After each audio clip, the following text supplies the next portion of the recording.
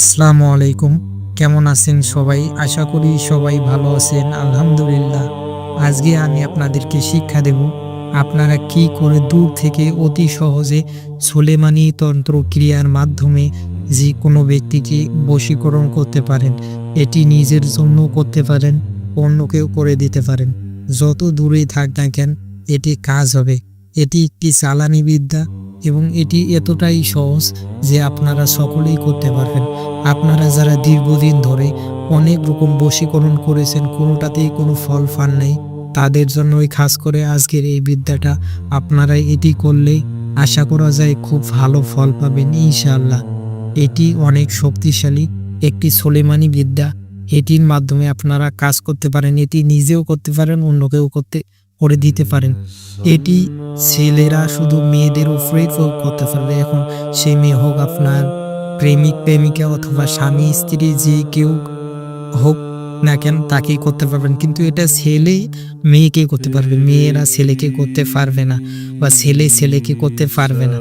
তো এই বশীকরণটা আপনারা স্বামী স্ত্রী বা প্রেমিকার ক্ষেত্রে ব্যবহার করতে পারেন। সবচেয়ে ভালো কাজ হয় আপনার যদি পূর্বে কারোর সাথে প্রেম ভালোবাসা ছিল, সেটা বিচ্ছেদ হয়ে গেছে, সেই ক্ষেত্রে সবচেয়ে ভালো কাজ করবে। তার চেয়েও ভালো কাজ করবে আপনার স্বামী স্ত্রীর ক্ষেত্রে। যদি স্বামী স্ত্রী চলে যায়, স্ত্রী যদি চলে যায় স্বামীকে ছেড়ে, সেই ক্ষেত্রে করলে খুব ভালো কাজ হবে। তবে যাকে ডিভোর্স দিয়েছেন, পরবর্তীতে যদি তাকে বশীকরণ করতে চান, তো সেটি করলে হবে না, বরং আপনার বিপদে হবে। আর এটি যদি কেউ খারাপ কাজে ব্যবহার করেন, তো কাজও হবে না, আর আপনার বিপদ তো অনিবার্য। তো এটি আপনারা ভেবে চিন্তে কাজ করবেন। আর যাত্রার উপরে এগুলো করা ঠিক না।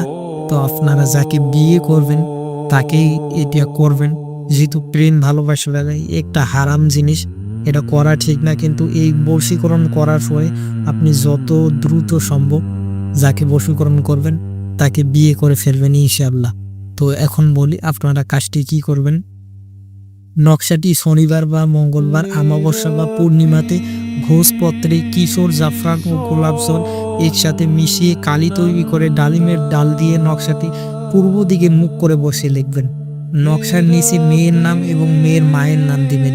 এভাবে আপনারা 3টা নকশা লেখবেন। আমি নিয়মটা আবার বলতেছি, যে নকশাটি আমি দিয়েছি, নকশাটি শনিবার বা মঙ্গলবার, অমাবস্যা বা পূর্ণিমাতে ভোজপত্রে কিশোর, জাফরান ও গোলাপ জল একসাথে মিশিয়ে কালি তৈরি করে ডালিম গাছের ডাল দিয়ে নকশাটি পূর্ব দিকে মুখ করে বসে লিখবেন।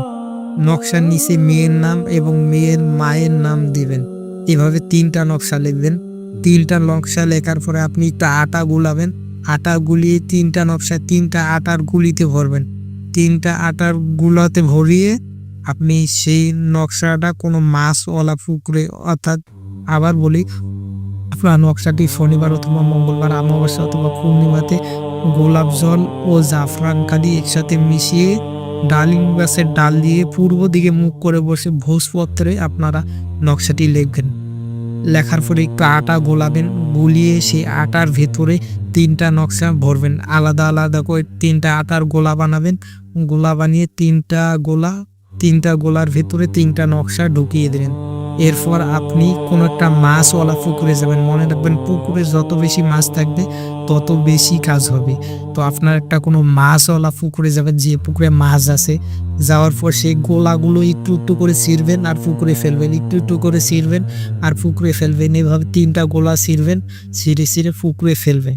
তো মনে রাখবেন, যত বেশি মাছ খাবে তত দ্রুত কাজ হবে। তো এইভাবে আপনারা করবেন, ইনশাল্লাহ কাজ হয়ে যাবে। এই কাজটা আপনারা যদি একদিন করার পর দেখেন কোনো কিছু হচ্ছে না, তবে পরপর 3 দিন করবেন। আর এটা সবচেয়ে ভালো হয় আপনারা 3 দিনেই করবেন। 3 দিনেই করবেন, তাহলে ভালো কাজ হবে। একদিন করার দরকার নেই, আপনারা 3 দিনেই করবেন। এভাবে আটার নকশাটা লিখবেন কিশোর, জাফরান ও গোলাপ জল দিয়ে, পরে আটার গোলাতে ভরবেন।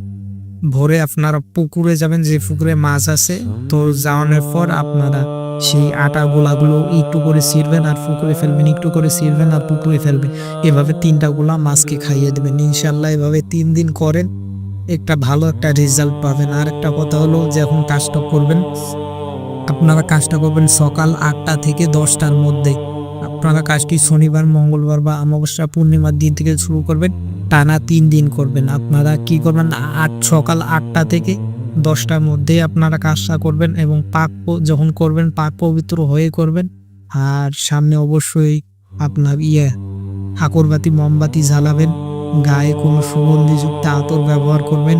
এভাবে আপনারা কাজটা করুন, ইনশাল্লাহ আপনারা নিজেও করতে পারেন, অন্যকেও করে দিতে পারেন। তবে কেউ খারাপ উদ্দেশ্যে করলে কাজ হবে না এবং আমারও অনুমতি থাকবে না। আর একটা কথা, যে কাজ করতে চান, যারা এই বিদ্যা দিয়ে কাজ করতে চান, তারা অবশ্যই ভিডিওটা 100 জনের কাছে শেয়ার করবেন, ভিডিওতে লাইক কমেন্ট করবেন। তাহলে ইনশাল্লাহ আপনাদের মন থেকে আমি অনুমতি দিয়ে দিব। আমার কাছে আর এক্সট্রা করে অনুমতি চাইতে হবে না। তো এভাবে আপনারা কাজ করুন ইনশাল্লাহ। তো ভিডিওটা দেখার জন্য সকলকেই অসংখ্য ধন্যবাদ। আসসালামু আলাইকুম ওয়া রাহমাতুল্লাহি ওয়া বারাকাতুহু।